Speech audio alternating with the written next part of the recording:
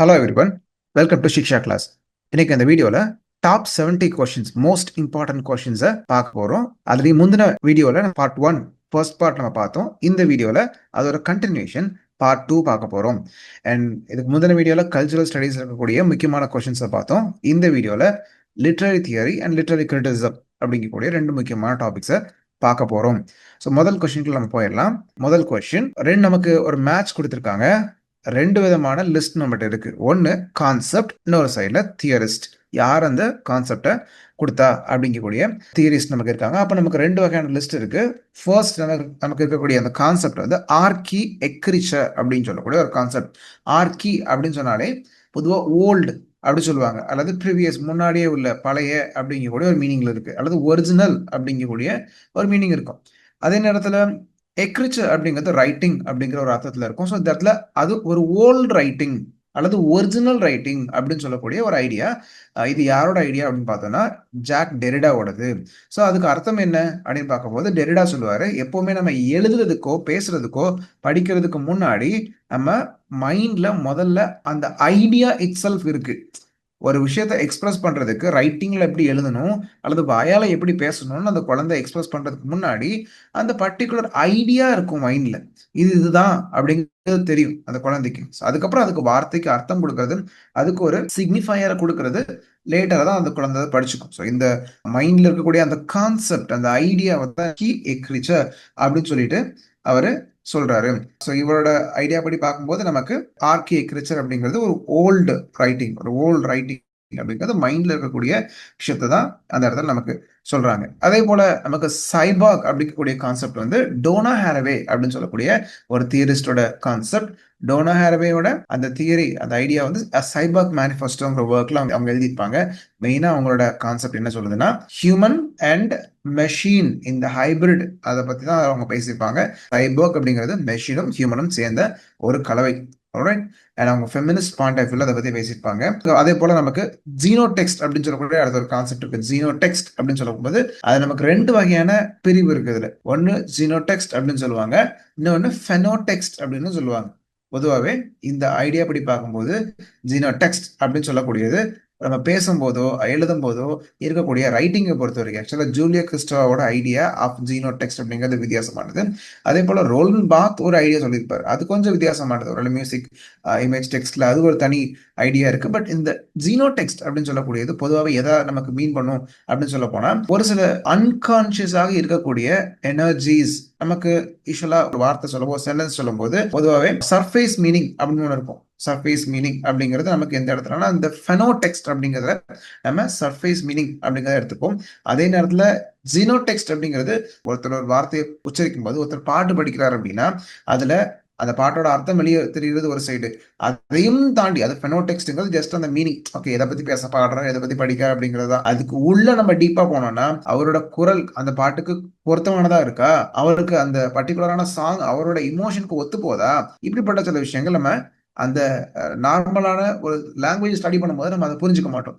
இதெல்லாம் நமக்கு வந்து இந்த ஜீனோ டெக்ஸ்ட்ல தான் வரும் அப்படிங்கறத நம்ம தெரிஞ்சுக்கணும். ஸோ இது ஜூலியா கிறிஸ்டோவோட முக்கியமான ஐடியா.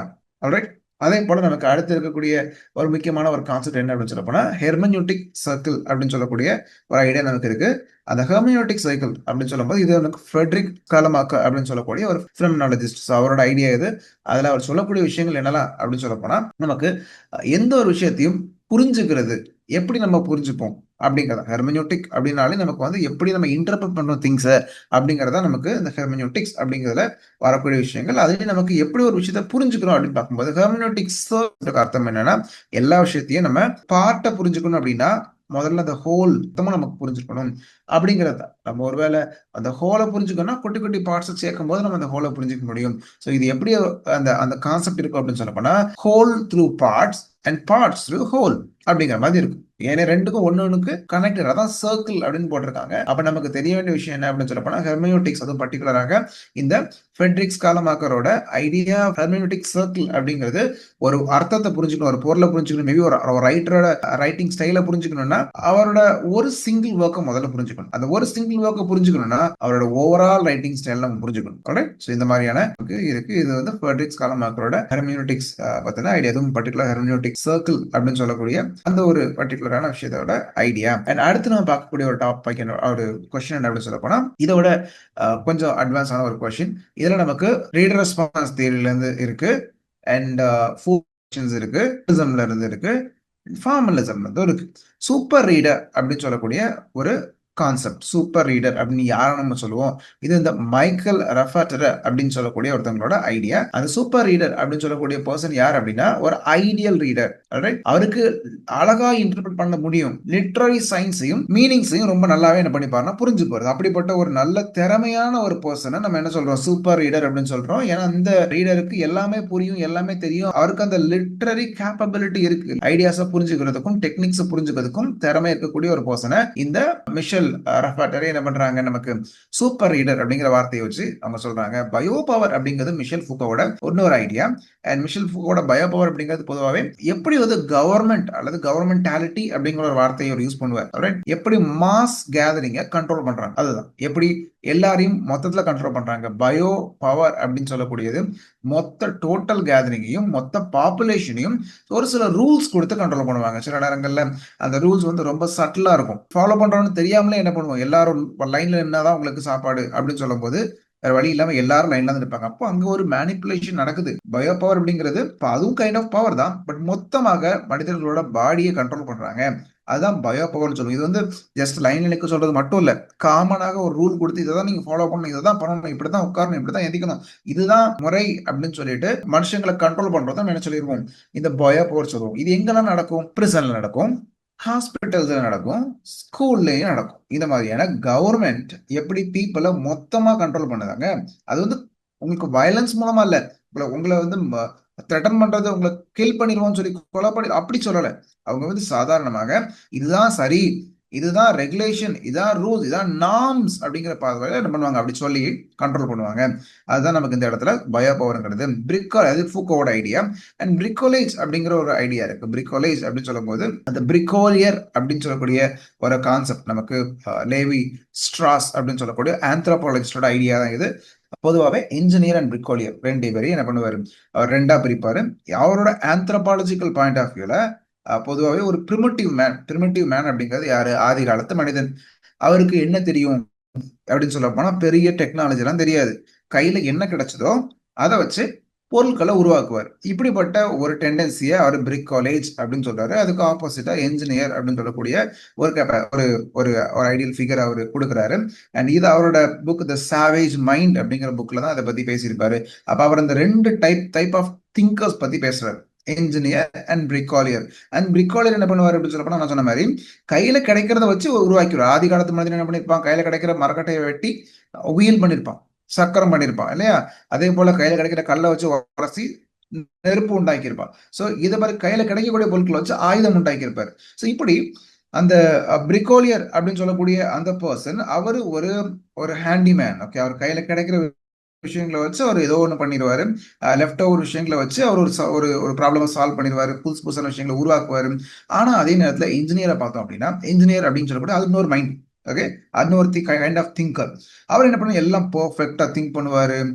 அவரை பொறுத்த வரைக்கும் ஆல்ரெடி இருக்கக்கூடிய மெட்டீரியலை எடுத்து அவர் புதுசா அதுல இருந்து என்ன பண்ணுவாரு? உண்டாக்குவாரு. ஸோ இந்த ரா மெட்டீரியல் கையில கிடைக்கிறத வச்சு உண்டாக்குறதுனா இல்ல, ப்ராப்பராக பிளான் பண்ணி ஆல்ரெடி இருக்கக்கூடிய விஷயங்களை எடுத்து அந்த எக்ஸ்ட்ராக்ட் மெட்டீரியல், அந்த கையில கிடைச்ச மெட்டீரியலை வச்சு புதுசாக உருவாக்கக்கூடிய ஒரு பர்சன். ஸோ இந்த மாதிரி ரெண்டு வகையான திங்கிங் மென்டாலிட்டி அவர் சொல்றாரு.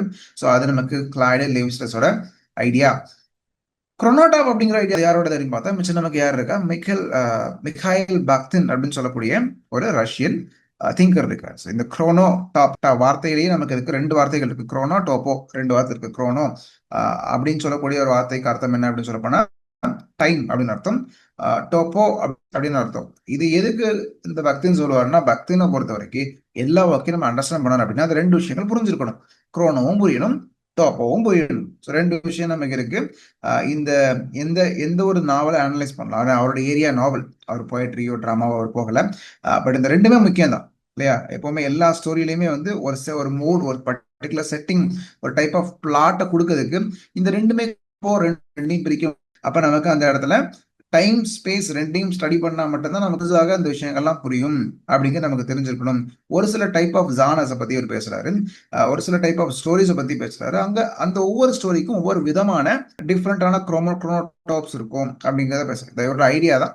ஸோ மிஷேல் ஃபுக்கோவோட குரோனோடாப் அப்படிங்கிறது டைம் ஸ்பேஸ் பத்தினது. ஆல்ரைட், அதுவும் பர்டிகுலரான நாவல்ல ஃபிக்ஷன்ல இருக்கக்கூடிய time space representation. Alright, next question நம்ம போக ஆரம்பிக்கலாம். ஓகே, அடுத்து இருக்கக்கூடிய ஒரு கொஸ்டின், இதுவும் நிறைய கான்செப்ட்ஸ் இருக்கு. நமக்கு ஆத்தர் பேர்கள் இருக்கு. ஹெட்ரோகிளாசியா அப்படிங்கிறது முதல் கான்செப்ட். ஹெட்ரோ, இதுவும் நமக்கு மிகாயில் பக்தினோட ஒரு ஐடியா தான். ஹெட்ரோ அப்படின்னு சொன்னாலே ஒன்னு அதுக்கு டிஃப்ரெண்டான அப்படிங்கிற ஒரு மீனிங், ஹோமோ ஹெட்ரோ நம்ம சொல்லுவோம் அந்த மாதிரி.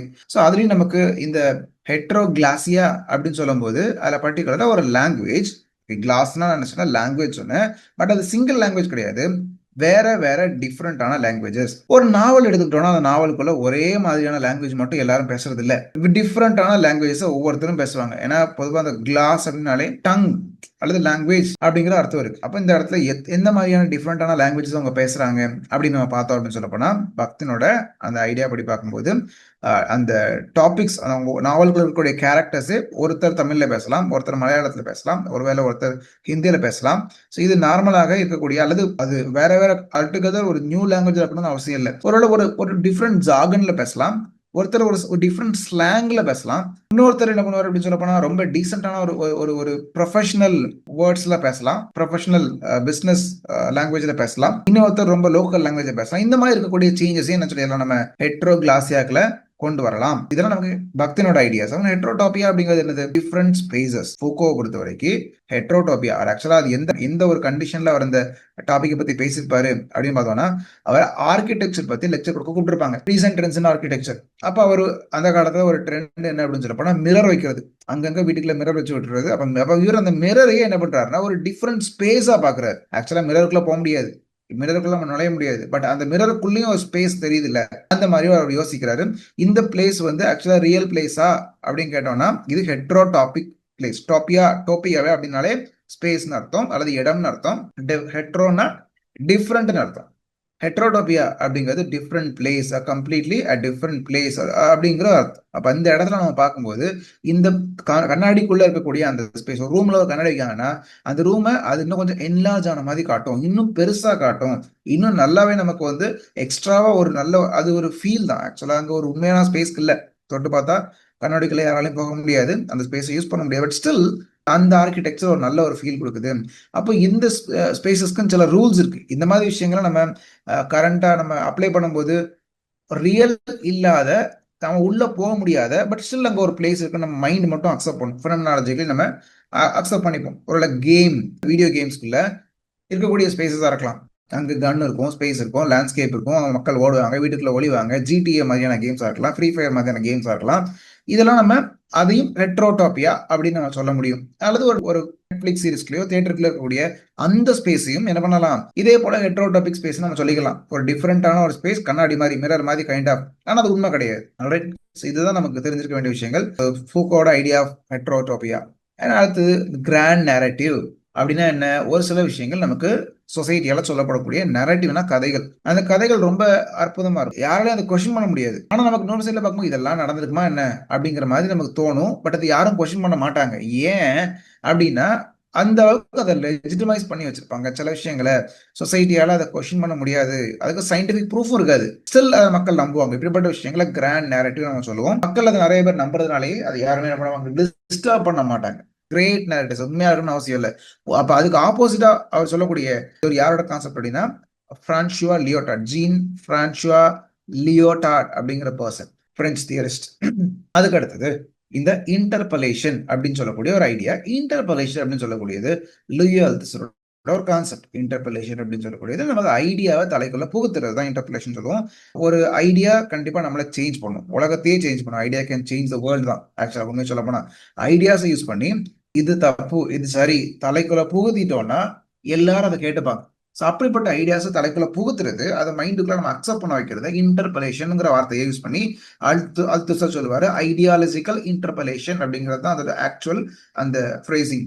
பட் நமக்கு ஃபூக்கோவை பொறுத்த வரைக்கும் அவரும் ஒரு வார்த்தை யூஸ் பண்ணுவார், இன்டர்னலைசிங். இன்டர்னலைசிங் அப்படிங்கிறது அதே ஐடியாவை மைண்டுக்குள்ள புகுத்தி நம்ப வச்சு அவங்கள மேனிப்புலேட் பண்றது.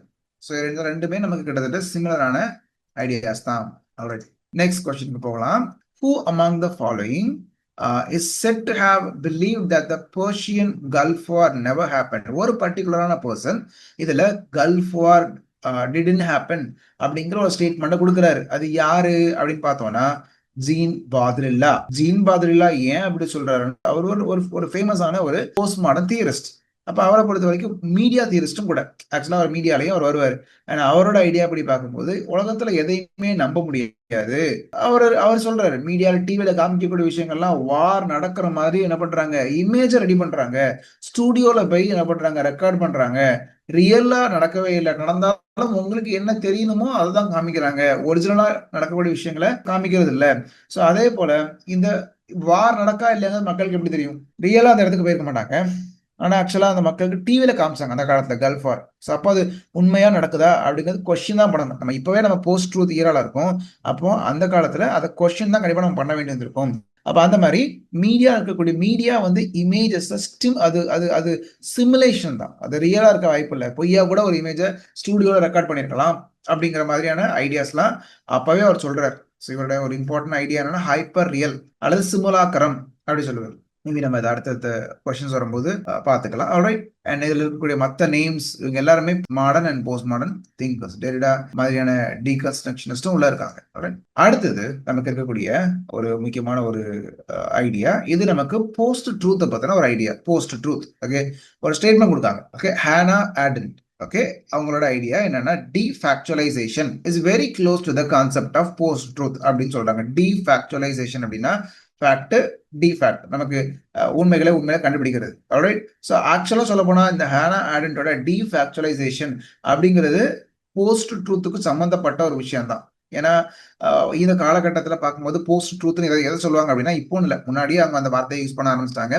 பட் பர்டிகுலராக இந்த ஈராவை என்ன பண்றாங்க, போஸ்ட் ட்ரூத் ஈரான்னு சொல்றாங்க. எது உண்மை எது பொய்ன்னு யார் சொல்றதையும் நம்ம பிரிச்சு உண்மையை கண்டுபிடிக்கவே முடியாது அப்படின்னு சொல்லக்கூடிய ஒரு கான்செப்ட் தான் அவங்க என்ன சொல்றாங்க, ஒரு ஐடியா தான் அவங்க இந்த மாதிரி போஸ்ட் ட்ரூத் அப்படின்னு சொல்றாங்க.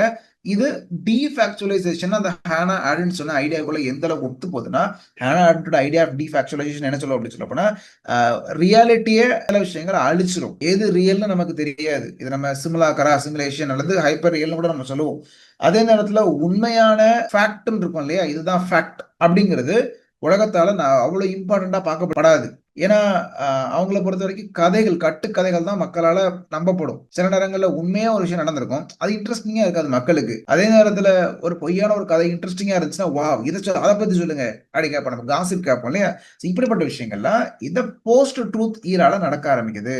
ஸோ முதல்ல நமக்கு சொல்லக்கூடிய அந்த ஹானா ஆடென்ட்டோட ஐடியா ஆஃப் டீஃபேக்சுவலைசேஷன் அப்படின்னு சொல்லக்கூடிய ஒரு ஐடியா, இது ஆக்சுவலா ஒரு பொலிட்டிக்கல் ஐடியா தான். ஆக்சுவலா இவங்க ஹானா ஆடென்ட் பொதுவாக பாலிடிக்ஸ் பத்தி தான் பேசியிருப்பாங்க. அவங்களோட மெயினான ஐடியா என்ன அப்படின்னு சொல்ல போனா, இந்த டீஃபேக்சுவலைசேஷன் அப்படிங்கிறது எப்பவுமே நம்ம என்ன பண்ணணும் அப்படின்னு சொல்ல போனா, உண்மைக்கும் பொய்க்கும் இடையிலான அந்த வேறுபாட்டை கலைந்து விடுதல். அது எது உண்மை எது பொய்ன்னு தெரியாதபடி பாலிடிக்ஸ்ல மாத்தி விட்டுருவாங்க. அப்போ அதுல கண்டுபிடிக்கவே முடியாது. அதான் அவங்க சொல்றாங்க டீஃபேக்சுவலைசேஷன் வார்த்தை யூஸ் பண்றாங்க. இது போஸ்ட் ட்ரூத்தும் கிட்டத்தட்ட ஒரே மாதிரி ஐடியாஸ்.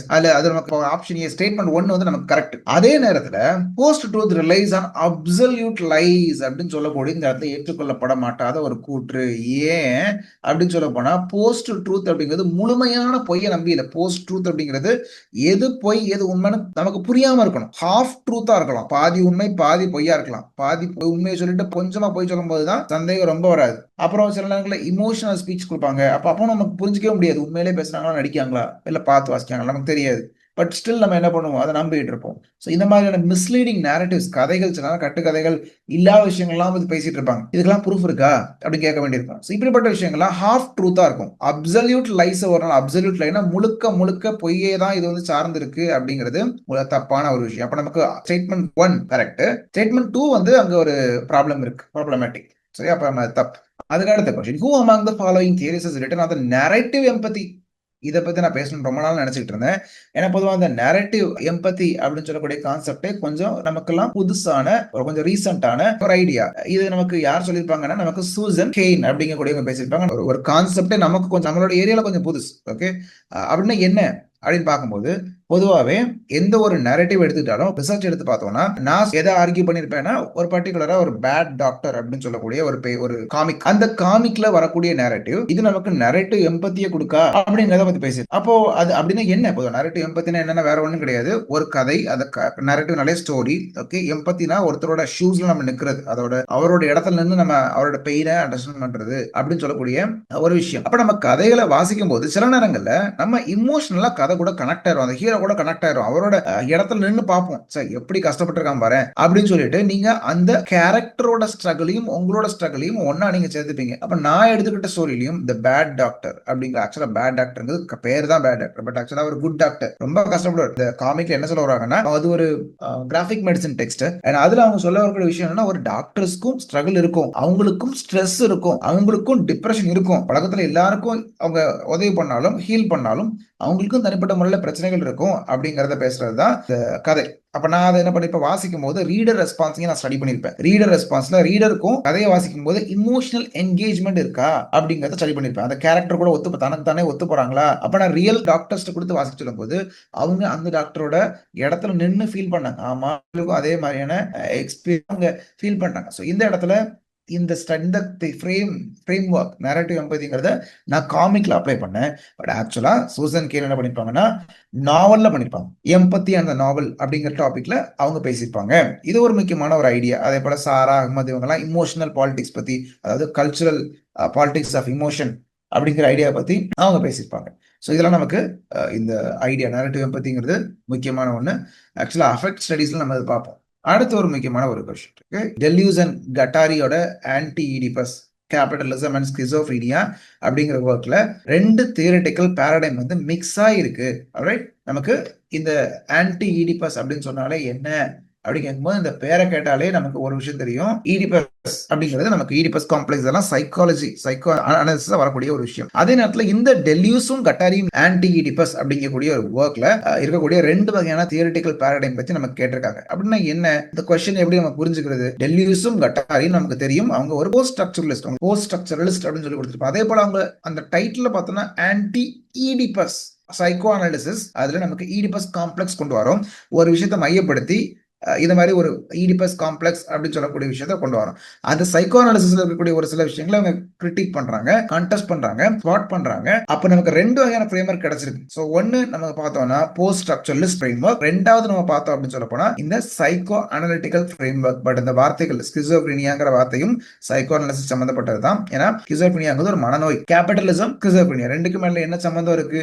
ஈடிபஸ் என்னது, அது ஏன் ஆன்டி ஈடிபஸ்? இந்த இடத்துல நமக்கு தெரிய வேண்டியது ரெண்டு பாரடைம்ஸ் இருக்கக்கூடிய ரெண்டு முக்கியமான விஷயங்கள் என்னன்னா post structuralist and psychoanalysis paradigm ரெண்டுமே நமக்கு இதுல இருக்கு. Alright, which of the two following books are written by Dipesh Chakrabarty அப்படின்னு கேட்டிருக்காங்க. டெபிஷ் சக்கரவர்த்தியோட ரெண்டு முக்கியமான ஒர்க்ஸ் என்னென்னலாம் அப்படிங்கிற கொஸ்டின் நம்ம கேட்டிருக்காங்க. இதுக்கு சரியான ஆன்சர் வந்து ஒரு ஃபேமஸான டைட்டில். இவரோட டெபிஷ் சக்கரவர்த்தின்னு சொன்னாலே ஃபர்ஸ்ட் ஒர்க் நம்ம பார்த்துருப்போம், ப்ரொவின்ஷியலைசிங் யூரோப் அப்படின்னு சொல்லக்கூடிய ஒரு டைட்டில், ஒரு முக்கியமான ஒரு ஐடியா, நமக்கு அது ஃபேமஸான ஒரு ஒர்க். அதே போல climate of history in planetary ஏஜ்ங்கிறதும் அவரோட ஃபேமஸான ஒர்க் தான் போல. ஆல்ரைட், பட் மேல இருக்கக்கூடிய நம்பர் 1 ஆப்ஷன் ஏ ஃபேமஸ் தான். ஆல்ரைட், நெக்ஸ்ட் கொஸ்டின் போகலாம். நம்ம 34th கொஸ்டின் அப்போரியா பத்தி இதில் கேட்டிருப்பாங்க. அப்போரியா அப்படிங்கிறது என்னது அப்படின்னு கேட்டா டீகன்ஸ்ட்ரக்ஷன்ல இருக்கக்கூடிய ஒரு டாபிக். அப்போரியா அப்படின்னாலே அதுக்கு அர்த்தம் டெட் நாட் அப்படின்னு சொல்லுவாங்க. ஒரு விஷயத்த புரியுது, ஆனா அந்த இடத்துல ஒரு குழப்படியும் இருக்கு, இது சரியா கரெக்டா உண்மையிலே சரியா இருக்குமா, அல்லனா இதுவா அதுவா அப்படிங்கக்கூடிய குழப்பத்துல கன்ஃபியூஷன்லாம் நம்ம இருக்கும்போது நம்ம அதை என்ன சொல்லுவோம் அப்படின்னு சொல்ல போனா அப்போரியா அப்படிங்கிற வார்த்தையை யூஸ் பண்ணி சொல்லுவோம். அதே போல ஸ்கேப்ஸ் அப்படிங்கிற வார்த்தையை நம்ம எடுத்துக்கும் போதும் இந்த ஸ்கேப்ஸ் அப்படின்னு சொல்லக்கூடியது ஆக்சுவலா இந்த குளோபலைசேஷன் ஸ்டடீஸ்ல வரக்கூடிய 5 ஸ்கேப்ஸ் அப்படின்னு அர்ஜுன் அப்பாத்துறை சொல்லுவாரு. மணியோட ஃப்ளோ, ஃபைனான்ஸ் ஸ்கேப், எத்தனோ ஸ்கேப், இந்த மாதிரி 5 டைப்ஸ் ஆஃப் ஸ்கேப் நமக்கு சொல்லுவாங்க. ஸோ அது குளோபலைசேஷன் பத்தினது. இன்டர்பலேஷன் அப்படிங்கிறது நம்ம முந்தின கொஸ்டின்ல தான் பார்த்தோம், அல்துசாரோட. அல்துசார் யாருன்னா ஒரு மார்க்சிஸ்ட். இன்டர்பலேஷன் அப்படிங்கிறது ஐடியாவை தலைக்குள்ள புகுத்துறது. அண்ட் மிரர் ஸ்டேஜ் அப்படிங்கிறது லக்கானோட கான்செப்ட். லக்கான் எப்படிப்பட்டவர் அப்படின்னு பார்த்தோம்னா லக்கான் ஒரு சைக்கோ அனலிஸ்ட். ஸோ அவரோட ஐடியா நமக்கு இந்த இடத்துல தெரிஞ்சிருக்கணும். ஸோ இதெல்லாம் பேசிக்கான விஷயங்கள், ரொம்ப ரொம்ப நமக்கு காமனான கான்செப்ட்ஸ், எல்லாருக்கும் தெரிஞ்சிருக்கக்கூடிய கான்செப்ட்ஸ். ஆல்ரைட், நம்ம நெக்ஸ்ட் क्वेश्चन போக ஆரம்பிக்கலாம். நமக்கு அடுத்து இருக்கக்கூடிய ஒரு क्वेश्चन என்ன, who among the following is the author of the implied reader and act of reading. நமக்கு இந்த இடத்துல 2 வகையான விஷயங்கள பத்தி பேசிட்டாங்க. ஒண்ணு என்னன்னா, நமக்கு இந்த ஆக்ட் ஆஃப் ரீடிங் அப்படிங்கிறது ஒரு பினோமெனாலஜிக்கல் ரீடிங். ஆக்சுவலா அதுக்கு ஆன்சர் வந்து வுல்ஃப்காங் ஐசர் தான். இம்ப்ளைட் ரீடர் அப்படின்னா என்னன்னு நம்ம பார்த்துருவோம். இம்ப்ளைட் ரீடர் அப்படிங்கிறது யாருன்னா, எந்த ஒரு ரைட்டர் எழுதும்போது தான் மைண்ட்ல வந்து ஒரு ரீடரை கனவு கண்டு வச்சிருப்பாரு. இவர் தான் என் ஒர்க்கை வாசிக்க போறாரு. கண்டிப்பா என் ஒர்க்ல வந்து இவர் தான் இந்த ரீடருக்காக தான் நான் எழுதியிருக்கேன் அப்படிங்கிற ஒரு ஐடியாவை அவர் என்ன பண்ணிருப்பாருன்னா மைண்ட்ல வச்சிருப்பாரு முதல்லயே. அந்த இம்ப்ளாய்ட் ரீடர் மைண்ட்ல வச்சு தான் எழுதவே ஆரம்பிச்சிருப்பாரு. ஆனா பின்னால என்ன ஆகும் அப்படின்னு சொல்ல போனா அந்த அவர் எழுதணும்னு நினைச்ச விஷயங்கள் எல்லாமே அவருக்கு எப்படிப்பட்ட விஷயங்களை கொடுத்துருக்கோம் அப்படின்னு சொல்ல போனா ஒரு ஃப்ரேம் ஒர்க் கொடுத்துருக்கோம். இந்த ரீடர் வாசிக்கிறாரா இப்படி எழுதணும். பட் அவர் எழுதுனதை கரெக்டா உண்மையில அவர் வாசிப்பாரு அந்த ரீடர் கேட்டோம்னா, ஒருவேளை நான் ஒரு புக் எழுதுறேன்னா நான் வந்து என்னோட மைண்ட்ல ஒரு சின்ன பிள்ளைங்க எழுதுனா மைண்ட்ல வச்சிருக்கேன். ஆனா அது சின்ன பிள்ளைங்க மட்டும் தான் வாசிப்பாங்களா இல்ல, ஒருவேளை அவங்க பேரண்ட்ஸ் கூட வாசிக்கலாம். அப்ப அவங்க ஆக்சுவல் ரீடரா மாறிடுவாங்க. ஆக்சுவல் ரீடர்னா யாருனாலும் இருக்கலாம். பட் இம்ப்ளைட் ரீடர்ங்கிறது ஐடியல் ரீடர். என் மைண்ட்ல நான் வச்சிருக்கக்கூடிய ஒரு reader. Alright. Next question. Which of the following describes Terry Eagleton's views on literature? Terry ஈகிள்டனோட ஒரு முக்கியமான வியூ அப்படின்னு சொல்ல போனா அவர் டாமினன்ட் சோஷியல் ஆர்டர். பர்டிகுலராக அவர் இந்த ஆக்சுவலா ஆன்சர் ஒன்று தான் நமக்கு வந்து முக்கியமான கரெக்டான ஆன்சரா இருக்கும். அவரை பொறுத்த வரைக்கும் it is involve in the reproduction of the dominant social order. Literature அப்படிங்கிறது டெரி ஈகிள்டனை பொறுத்த வரைக்கும் அந்த சொசைட்டில இருக்கக்கூடிய அந்த ஸ்டேட்டஸ்கோ மெயின்டைன் பண்ணுது. அந்த அந்த ஒரு ரைட் விங் வியூவை இன்னும் கொஞ்சம் பரப்ப பார்க்க அல்லது இன்னும் கொஞ்சம் ஸ்டெபிலைஸ் பண்ண பார்க்குது, இன்னும் கொஞ்சம் ஸ்ப்ரெட் பண்ண பார்க்குது. So it is involve in the reproduction of the dominant social order அப்படிங்கிறது அந்த இடத்துல நமக்கு கரெக்டான ஆன்சரா இருக்கும். டாமினன்ட் சோஷியல் ஆர்டருங்கிறது இருக்கிற இடத்த அப்படியே மெயின்டைன் பண்ணணும் அப்படின்னு சொல்லக்கூடிய அந்த சோஷியல் ஆர்டர். லைக் பவர் யார் கையில இருக்கோ அவங்க சொல்லக்கூடிய ஆர்டர் அதை இன்னும் கொஞ்சம் ரீஇன்ஃபோர்ஸ் பண்ணுது, அதை இன்னும் கொஞ்சம் ஸ்ட்ரென்தன் பண்ணுது அப்படிங்கறத நம்ம மைண்ட்ல வச்சுக்கணும். லிட்ரேச்சருங்கிறது அப்படி பண்ணுங்கிறது டெரி ஈகிள்டனோட ஐடியா. அடுத்த question. Which are the following other premises of post colonial criticism? Post colonial criticism இருக்கக்கூடிய முக்கியமான விஷயங்கள் என்னென்ன அப்படின்னு சொல்ல போனா அது option A, B, D and E. நமக்கு இந்த நாலுமே நமக்கு முக்கியமான விஷயங்கள். ஏபி டி நம்ம பார்த்தோம்னா முதல்ல யூனிவர்சலிசம் அப்படிங்கிற விஷயத்த வந்து போஸ்ட் கலோனியலிசம் ரிஜெக்ட் பண்ணுது. ஆமா உண்மைதான். ஏன் அப்படி சொல்றேன் அப்படின்னா சில விஷயங்கள் வந்து எல்லாருக்கும் காமன் அப்படிங்கிறதும் அது வந்து கெனானிக்கல் லிட்ரேச்சர். பர்டிகுலராக கேனன் அப்படிங்கிறது பெஸ்ட் லிட்ரேச்சர் அப்படின்னு நம்ம சொல்லுவோம். அந்த மாதிரி விஷயங்கள் இதுதான் பெஸ்ட்னு சொல்றதையும் அட்டாக் பண்ணுது. ஆல்ரைட், ரிஜெக்ட் பண்ணுது. அதே போல it foregrounds the question of cultural difference as represented in the literary text. அது உண்மைதான். ஸோ கல்ச்சரல் டிஃபரன்ஸ் பத்தியும் அது கண்டிப்பாக பேசுது. அதே போல நமக்கு பார்க்கும்போது ஆப்ஷன் டியுமே நமக்கு சரிதான். It celebrates hybridity. Post colonialism பொறுத்த வரைக்கும் பாலி வெலன்சி அப்படிங்கிறது பல விஷயங்கள் நமக்கு பிடிக்கிறது. ஒரு விஷயம் மட்டும் பிடிக்கிறது இல்லை, நிறைய விஷயங்கள் நமக்கு பிடிக்கிறது. ஆல்ரைட், ஸோ அப்படிப்பட்ட விஷயங்கள் பிடிக்கும் பிடிக்காம இருக்கும், மாற்றி மாற்றி இருக்கும். அதெல்லாம் நமக்கு கல்ச்சுரல் பாலிவலன்சி அப்படிங்கிற விஷயத்தையும் ஹைபிரிடிட்டி, 2 கல்ச்சர் மிக்ஸ் ஆகும்போது இருக்கக்கூடிய ஒரு ஹைபிரிட் கல்ச்சர், இதெல்லாம் செலிப்ரேட் பண்ணுது. உண்மைதான். அப்புறம் it resist any attempt at homogenization based on race, class, nationality. So உண்மையிலே போஸ்ட் கலோனியல் லிட்டரேச்சர் வந்து ஒரே மாதிரி ஹோமோஜனைசேஷன் அப்படிங்கிறது எல்லாரையும் ஒரே மாதிரி மாத்துறது. அதை அது என்கரேஜ் பண்ணல, அதை ரெசிஸ்ட் பண்ணுது. ஹோமோஜனைசேஷன் நடக்காது, ஹெட்ரோஜனைசேஷன் தான் நடக்கும். 2 ரேஸ் ஒன்னா சேரும்போது ஆக்சுவலா ஒன்னா சேராது. அது சேர்ற மாதிரி தெரியும், பட் அது தனித்தனியா தான் நிற்கிறோம். 2 கிளாஸ், 2 நேஷனாலிட்டி. இதுதான் போஸ்ட் கலோனியலிசமோட மெயின் ஐடியா. அடுத்தது டோனா ஹாரவேயோட சைபோர்க் மேனிஃபெஸ்டோவோட இதுல இருந்து ஒரு ஐடியா, ஒரு கொஸ்டின் கேட்டிருக்காங்க. இதுல என்ன முக்கியமான ஐடியா இருக்கு அப்படின்னு பார்த்தோம்னா the boundary between animal, human and machine are breaking down. Cyborg மேனிஃபெஸ்டோட மெயின் ஐடியாவே என்ன அப்படின்னு சொல்ல போனா மனுஷங்க, அனிமல்ஸ், மெஷின், இது போஸ்ட் ஹியூமன் ஐடியா. இந்த மூணையுமே என்ன பண்ணிடுவாங்க, அவங்க ஒண்ணுக்கு இடையில இருக்கிற அந்த பவுண்டரிய ப்ளோ பண்ணிடுவாங்க. ஃபியூச்சர்ல ஒரு வேலை எப்படி இருக்கும்னா ஒரு ஆக்சிடென்ட்ல அடிபட்டுட்டு காலை ஆம்பியூட் பண்ணணும் அப்படின்னு ஒரு சிச்சுவேஷன் வரும்போது அனிமலோட லிம்ஸை யூஸ் பண்ணலாம், அல்லது ஒரு பர்டிகுலர் ஆர்கன் தேவைப்படுது அப்படின்னா ஏதோ ஒரு அனிமல்கிட்ட வந்து ஆர்கன்ஸ் இருக்கலாம், இதெல்லாம் எடுக்க முடியும். ஸோ அப்படிப்பட்ட அல்லது பிளாஸ்மா எடுக்கலாம். இதெல்லாம் நடக்கும், ஆல்ரெடி நடந்துகிட்டு இருக்கு. ஸோ அப்படிப்பட்ட சூழ்நிலையை என்ன பண்றாங்க, அவங்க என்விஷன் பண்றாங்க. மெஷின்ஸ் வச்சு பண்ணுவாங்க. நீங்க டெர்மினேட்டர் மூவி பார்த்துருக்கலாம். ஸோ இந்த மாதிரி விஷயங்கள்ல மெஷின் ஒரு ரொபோட்டிக் ஹேண்ட்ஸ்லாம் நமக்கு இருக்கு, ப்ராஸ்தட்டிக் ஹேண்ட்ஸ் அப்படின்னு சொல்றாங்க இல்லையா. அப்படிப்பட்ட ப்ராஸ்தட்டிக் லிம்ஸும் நம்ம யூஸ் பண்றோம். இப்பவும் நிறைய இடத்துல நடந்துகிட்டு இருக்கு. ஸோ எந்த அளவுக்கு சக்சஸ்ஃபுல்லா இருக்குது ரெண்டாவது, பட் ஸ்டில் நடக்குது. இதை பத்தி தான் அவங்க பேசிருக்காங்க. சைபோர்க் மேனிஃபெஸ்டோல இதை பத்தி பேசியிருப்பாங்க. Alright, which of the following assumption are true in the context of new criticism? New கிரிட்டிசிசம்ல முக்கியமான அசம்ஷன்ஸ் என்னலாம் அப்படின்னு நம்ம கொஞ்சம் பார்த்தோம் அப்படின்னு சொல்ல போனா இதுல இருக்கக்கூடிய option A, B and D இது மூணுமே நமக்கு கரெக்டான ஆன்சர்ஸா இருக்கு. ஏ அப்படிங்கிறது the new movement in literature popularized close reading of the text. New criticism டெக்ஸ்ட்டை க்ளோஸா ரீட் பண்ணணும், ஒவ்வொன்றையும் நிறுத்தி நிதானமா மெதுவா பார்த்து பார்த்து ரீட் பண்ணணும் அப்படிங்கறத சொல்லுது. அதே நேரத்தில் இந்த leading critic new criticism or முக்கியமான கிரிட்டிக்ஸ் இதுல கொடுக்குற ஆலன் டேட்டோ, ராபர்ட் பென்வாரனோ, பிளாக்மோர் அண்ட் கென்னித் ப்ரூக் இதெல்லாம் கரெக்ட் தான். ஸோ அதுவும் correct. And D option D பார்த்தோம்னா this critical approach tends to discredit historical social political context. Okay, new criticism பொறுத்த வரைக்கும் ஹிஸ்டரி, சொசைட்டி, பாலிடிக்ஸ் எல்லாம் அதில் சேர்க்கப்படாது. டெக்ஸ்ட்னா டெக்ஸ்ட்டை மட்டும் பார்க்கணும் அப்படிங்கறது தான் அது சொல்லுது. ஸோ இதுவும் நமக்கு இந்த இடத்துல ஒரு சரியான ஒரு ஆன்சர் தான். அடுத்தது இருக்கக்கூடிய ஒரு question, cultural theorist Stuart Hall has written the following. Stuart Hall இதுல கீழே ஒரு 4 டெக்ஸ்ட் கொடுத்துருக்கு. எதெல்லாம் அவர் எழுதியிருக்காரு? என்கோடிங் டீகோடிங் அவரோடது தான். அப்புறம் அதே போல ரீடிஸ்கவரி ஆஃப் ஐடியாலஜியும் அவரோடது தான். அவர் 2 டெக்ஸ்ட் அவர் எழுதியிருக்காரு. கீழே உள்ளதுலாம் ஆந்த்ரோபாலஜிக்கல் டெக்ஸ்ட். கல்ச்சர் இண்டஸ்ட்ரி அப்படிங்கிறது அடார்னோவோடது. ரா அண்ட் குக்டு நமக்கு அதுவும் ஆந்த்ரோபாலஜிக்கல் டெக்ஸ்ட் லவிஸ்ட்ரஸோடது. ஸோ இப்படிப்பட்ட விஷயங்கள் நமக்கு தனியாக இருக்கிறது. ஆல்ரைட், அடுத்த ஒரு கொஸ்டினுக்கு பியர் பாஜியூல இருந்து கேட்டிருக்காங்க. இந்த ஹேபிட்டஸ் பத்தின கொஸ்டின் கொஞ்சம் இன்ட்ரெஸ்டிங்கா இருக்கும். எனக்கு ஹேபிட்டஸ் அப்படிங்கிறது எப்படி ஹேபிட் உருவாகுது அப்படிங்கறத நமக்கு அந்த இடத்துல தெரிய வேண்டிய விஷயம். ஹேபிட்டஸ் அப்படின்னு சொல்லக்கூடியதுக்கு அர்த்தம் என்ன, ஹேபிட்டஸ் அப்படிங்கிறது அப்படின்னா என்ன அப்படின்னு பார்த்தோம்னா ஒரு பர்டிகுலரான விஷயங்கள் நம்ம திரும்பி திரும்பி பண்ணும்போது, ஆல்ரைட், நமக்கு திருப்பி திருப்பி அந்த பர்டிகுலர் விஷயத்த பண்ணிட்டு இருக்கும்போது என்ன நடக்கும் அப்படின்னு கேட்டோம்னா தானாகவே அந்த விஷயம் நமக்கு பிடிச்சு போயிடும், அது ஹேபிட்டா மாறிடும். நம்ம ஏன் பண்றோம்னு தெரியாம திருப்பி திருப்பி ரிப்பீட்டடா அதை பண்ணிக்கிட்டே இருப்போம். அது ஏன் பிடிச்சிருக்குன்னு நமக்கு தெரியாம மாறிடும் ஒரு டைம். இதுல போட்டு பர்சன்ஸ் பாஸ்டர் ஸ்பீச், அந்த mental habit of perception, classification, appreciation, feeling and action, இது எல்லாமே என்ன ஆகுது, இதுக்குள்ளதான் வருது. ஆல்ரைட், இதுக்குள்ள ஹேபிட்டஸ்ங்கிறது அவர் எப்படி நிற்கிறாருங்கிறது, எப்படி பேசுறாருங்கிறது, அவரோட மென்டல் ஹேபிட்டா எப்படி ஒரு விஷயத்த பாக்குறாரு அப்படிங்கிறது, அவர் எப்படி கிளாசிஃபை பண்றாரு, அப்ரிஷியேட் பண்றாரு, ஃபீலிங், ஆக்ஷன், இது எல்லாமே ஹேபிட்டாக மாறுது. இதெல்லாம் ஸ்டடி பண்றது. ஓகே, நெக்ஸ்ட் ஒரு கொஸ்டின் நமக்கு இது ஒரு டீகன்ஸ்ட்ரக்ஷன் பத்தின ஒரு கொஸ்டின் இருக்கு. எதெல்லாம் மேட்ச் பண்ணணும், நம்ம யார் யார் எதை பத்தி பேசியிருக்காங்க அப்படிங்கிறத பத்தின ஒரு கொஸ்டின். டீகன்ஸ்ட்ரக்ஷன் முதல்ல யார் பேசியிருக்கா டீகன்ஸ்ட்ரக்ஷனை பத்தி அப்படின்னு பார்க்கும்போது நமக்கு ஜாக் டெரிடா அப்படின்னு சொல்லக்கூடிய ஒரு பர்சன் டீகன்ஸ்ட்ரக்ஷன் பத்தி அதிகமா பேசியிருப்பாரு. அது அப்படின்னா என்ன டீகன்ஸ்ட்ரக்ஷன் அப்படின்னா, டெக்ஸ்டோட மீனிங் அப்படிங்கிறது ஸ்டேபிள் கிடையாது.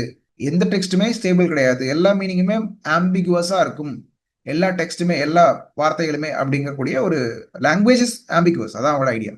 ஹெகிமனி அப்படிங்கிறது ஆண்டனியோ கிராம்சியோட ஐடியா. ஹெகிமனிக்கு அர்த்தம் வந்து நமக்கு ஒருத்தரை கண்ட்ரோல் பண்றது, ஒரு கண்ட்ரியோ அல்லது ஒரு கல்ச்சரோ அடுத்த கல்ச்சரை இம்ப்ரெஸ் பண்ணி தன்னை ஃபாலோ பண்ண வைக்கிறது. பட் அது வயலன்ஸ் மூலமா இல்லாம அவங்களோட கன்சென்ட் மூலமாவே பண்ண வைக்கிறது.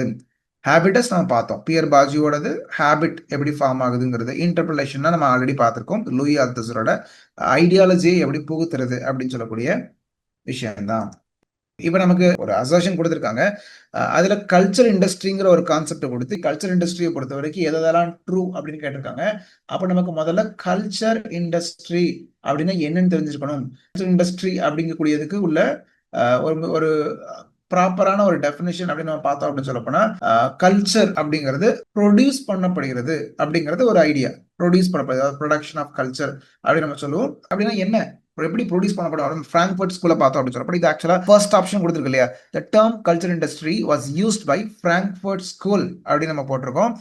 ஃப்ராங்க்ஃபர்ட் ஸ்கூலை பொறுத்த வரைக்கும் அவங்க தான் ஆக்சுவலா இதை கொண்டு வந்தாங்க. அதான் அவங்க முதல்ல யூஸ் பண்ணாங்க. பர்டிகுலராக தியோடர் அடார்னோ அப்படின்னு சொல்லக்கூடிய ஒரு பர்சன் தான் நமக்கு என்ன பண்ணிப்பாரு, இந்த விஷயம் கொண்டு வந்திருப்பாரு ஆரம்ப காலகட்டத்தில். ஸோ அது நமக்கு கரெக்ட் தான். ஸோ ஃப்ராங்க்ஃபர்ட் ஸ்கூல் தான் அதை கொண்டு வந்துச்சுங்கிறது நமக்கு தெரியணும். அதே போல இந்த டாமினன்ட் கேபிட்டலிஸ்ட் கிளாஸ் நமக்கு பார்க்கும்போது நமக்கு அடுத்த ஆப்ஷன் நமக்கு இருக்கு. The dominant capitalist class instills its values and beliefs in the minds of the working class people. ஒரு கேபிட்டலிஸ்ட் டாமினன்ட் கிளாஸ் அவங்களோட வேல்யூஸையும் பிலீஃப்ஸையும் அடுத்தவங்க மைண்ட்ல திணிக்கிறாங்க. அதுவா அப்படின்னு கேட்டோம்னா அதுவும் இல்லை. ஏன் அப்படின்னு சொல்ல போனா அது கல்ச்சர் இண்டஸ்ட்ரி கிடையாது. ஆக்சுவலா இண்டஸ்ட்ரி அப்படிங்கிறது ப்ரொடக்ஷனை பத்தி சொல்லுது அப்படின்னு 3வது ஆப்ஷன் இருக்கு. அதுவும் நமக்கு முழுமையான ஒரு விளக்கத்தை கொடுக்கல. அதே நேரத்தில் நம்ம பார்த்தோம்னா ஆப்ஷன் டியும் ஈயும் பார்த்தோம்னா, the authentic culture arising from the working class is preserved and protected. authentic culture அப்படின்னு சொல்லக்கூடியது இந்த இடத்துல ஒரு ரியல் கல்ச்சர், ஒர்க்கிங் கிளாஸ் பீப்புளோட கல்ச்சர், அது ப்ரிசர்வ் பண்ணப்படுது, ப்ரொடெக்ட் பண்ணப்படுதுன்னு ஆப்ஷன் கொடுத்துருக்காங்க.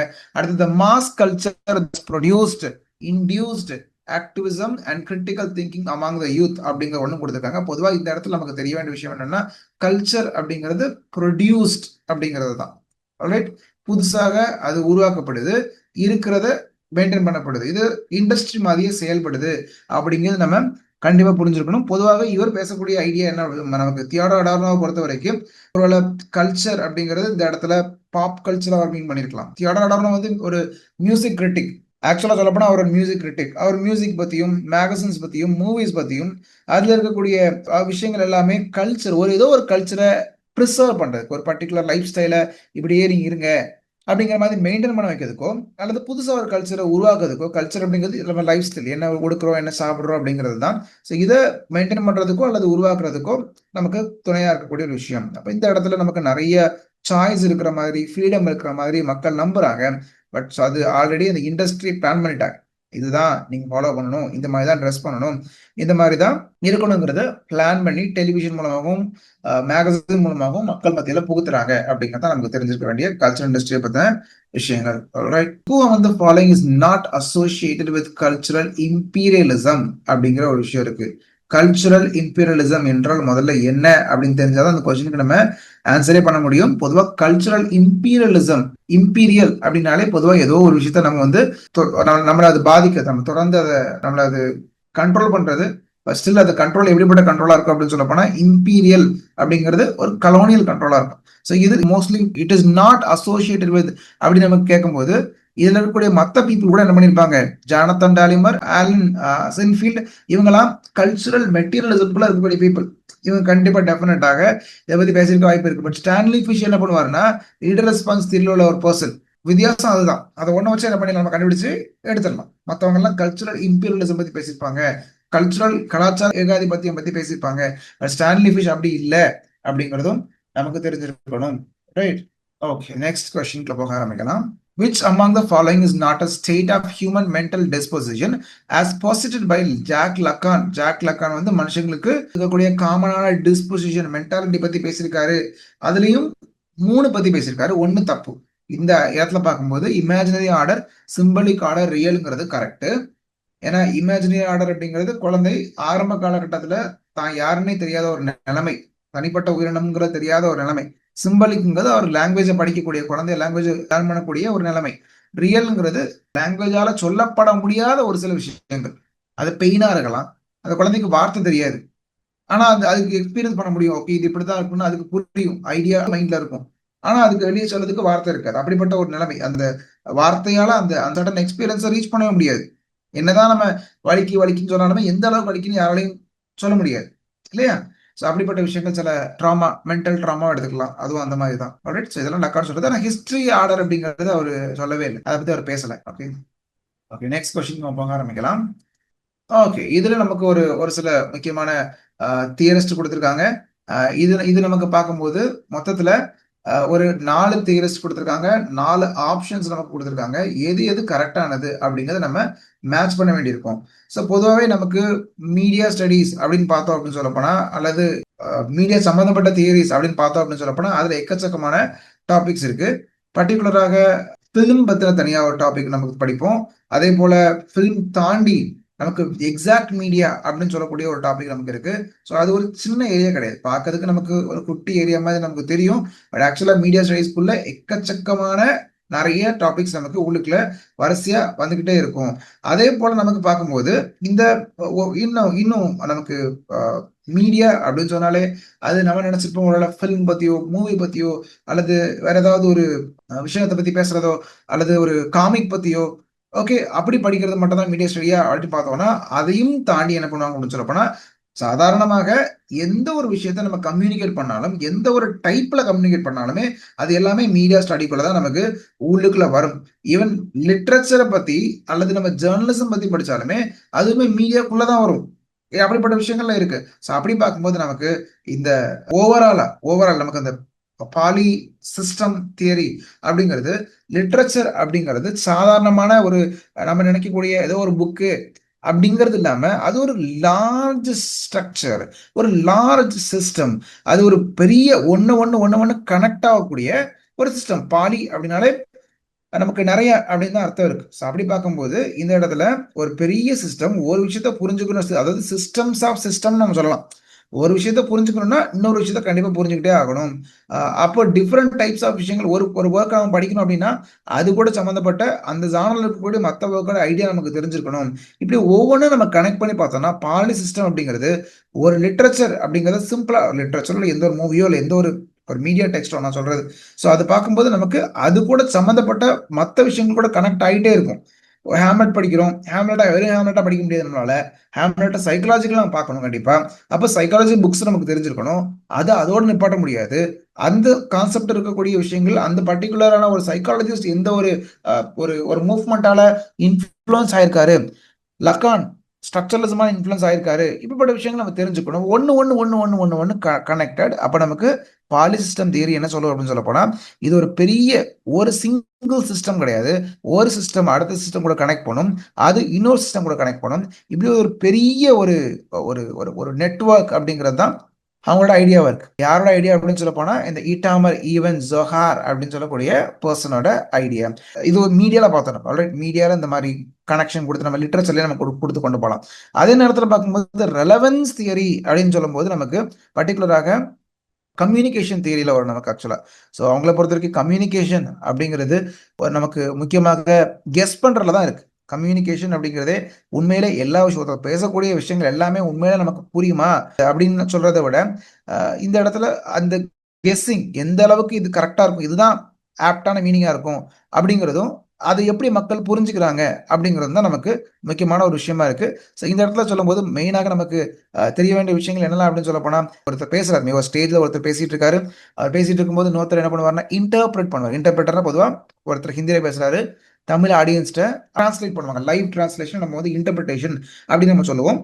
ஸோ அப்படி பார்க்கும்போது அந்த இடத்துல ஒரு கம்யூனிகேஷன் நடக்குது. அண்ட் அந்த இடத்துல அவர் பேசுறாரு. ஏதோ ஒண்ண வந்து பேசுறாரு.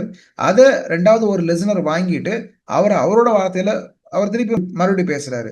ஸோ இந்த இடத்துல பார்க்கும்போது, ஒரு டிரான்ஸ்லேட்டர் ஆக்சுவலா என்ன நடக்கும்? இன்டர்பிரட்டரோ, டிரான்ஸ்லேட்டரோ 2க்கும் வித்தியாசம் இருக்கு. டிரான்ஸ்லேஷன் அப்படின்னு சொல்லும்போது நமக்கு லைவா பண்றத இன்டர்பிரேஷன் சொல்லுவோம். உட்கார்ந்து யோசிச்சு நம்ம பண்றத டிரான்ஸ்லேஷன் அப்படின்னு நம்ம சொல்லுவோம். ஒரு டிரான்ஸ்லேட்டர் பண்றாரு அப்படின்னா, ஆல்ரெடி அவரு 2 விஷயத்துக்கு இடையில பேலன்ஸ் பண்ணிட்டு இருப்பார். ஒண்ணு என்னன்னா மென்டல் எஃபோர்ட். ஸோ எவ்வளவுக்குள்ள நம்ம டிரான்ஸ்லேட் பண்றத ரீடர் புரிஞ்சுப்பாரு அப்படிங்கக்கூடிய ஒரு விஷயம். அதுக்கடுத்து காக்னிட்டிவ் எஃபோர்ட் அப்படின்னு சொல்லுவாங்க. ஸோ இந்த இடத்துல எந்த அளவுக்கு அவருக்கு அண்டர்ஸ்டாண்டிங் இருக்கும் ரீடருக்கு அப்படின்னு சொல்லக்கூடிய விஷயங்கள். ஸோ இந்த இடத்துல ரொம்ப கிளியரா சொல்லப்போனா ரெலவன்ஸ் தியரி அப்படிங்கிறது பொதுவாவே வந்து இந்த ஒரு டிரான்ஸ்லேட்டருக்கு சும்மா வெறுமையா இந்த இந்த ஒர்க் இப்படி டிரான்ஸ்லேட் பண்ணிட்டோம். இந்த ஒர்க்குக்கு இது மீனிங், இந்த வார்த்தைக்கு இது மீனிங் அப்படின்னு சொல்றத தாண்டி, அது ஒரு சைட்ல word to word translation, dynamic translation நம்ம பார்த்திருப்போம். ஸோ அப்படிப்பட்ட விஷயங்கள தாண்டி, இந்த டெக்ஸ்ட்க்கு இன்னொரு விஷயம் இருக்கு. முக்கியமா தேவை இருக்கு. அந்த டிரான்ஸ்லேட்டருக்கு தேவை இருக்கு. அந்த ரீடர் வந்து அ உண்மையிலே புரிஞ்சுக்கிறாரா? நம்ம சொல்ல வர்றத கரெக்ட்டா புரிஞ்சுக்கிறாரா? கரெக்ட்டா அவருக்கு ரீச் ஆகுமா? அப்படிங்கிறத தெரிஞ்சுக்கிட்டு அதுக்கேத்த மாரி டிரான்ஸ்லேட் பண்றது. இதெல்லாம் நமக்கு இதுல ரெலவன்ஸ் தியரிக்குள்ள வரக்கூடிய ஒரு சில விஷயங்கள். அதேபோல ஸ்கோபோஸ் தியரி அப்படின்னு சொல்லக்கூடிய நமக்கு இந்த ஹான்ஸ் ஜே வெர்மீர் அப்படிங்கிற ஒரு டிரான்ஸ்லேட்டரோட அவரோட ஐடியா. இதெல்லாம் மல்டி மாடல் டிரான்ஸ்லேஷன் நம்ம சொல்லுவோம். டிஃபரெண்டான மீடியாக்குள்ள ஓரளவு ஒரு காமிக் ஒரு அடாப்டேஷன் ஸ்டடீஸ கூட உள்ள கொண்டு வரலாம் நம்ம இதுல. ஸோ அப்படி பார்க்கும்போது adaptation studies, comparative literature, translation studies எல்லாம் ஒண்ணுக்குள்ள ஒண்ணு கம்பைன் ஆயி வரக்கூடிய விஷயங்கள். அப்ப இந்த இந்த ஸ்கோபோஸ் தியரிய பொறுத்தவரைக்கும் பார்க்கும்போது, ஒரு நல்ல டிரான்ஸ்லேஷன் எப்போ வந்து உண்மையிலே ஒரு சக்சஸ்ஃபுல்லான டிரான்ஸ்லேஷனா மாறும் அப்படின்னு பார்க்கும்போது, அந்த டிரான்ஸ்லேஷன் ஆல்ரெடி இருக்கக்கூடிய ஒரு பர்ட்டிகுலர் கல்ச்சர்ல இருந்து அடுத்த கல்ச்சருக்கு மாத்துது அப்படின்னு சொல்ல போனா ஒரிஜினலா மீனிங்கை எந்த விதத்திலையும் யூஸ் பண்ணாம எந்த விதமான ஒரு லாஸும் இல்லாம ஒரு கல்ச்சர்ல இருந்து இன்னொரு இடத்துக்கு கரெக்டான முறையில அதை பாஸ் பண்ண அப்படிங்கிறது தான் நமக்கு தெரியணும். அதான் நமக்கு அது மெயினான ஐடியா நமக்கு அந்த இடத்துல இந்த ஸ்கோபோஸ் அப்படின்னு சொன்னாலே அதுக்கு அர்த்தம் வந்து பர்போஸ் அப்படின்னு அர்த்தம். பர்போஸ் அப்படின்னா பர்பஸ் வேற ஒண்ணும் இல்லை. ஸோ எதுக்காக பண்றோம்? டிரான்ஸ்லேஷன் பண்றோம்னா யாருக்காக பண்றோம்? எதுக்காக பண்றோம்? அப்படிங்கிறது நம்ம அந்த டிரான்ஸ்லேஷனை கண்டிப்பா அது ரூல் பண்ணும்.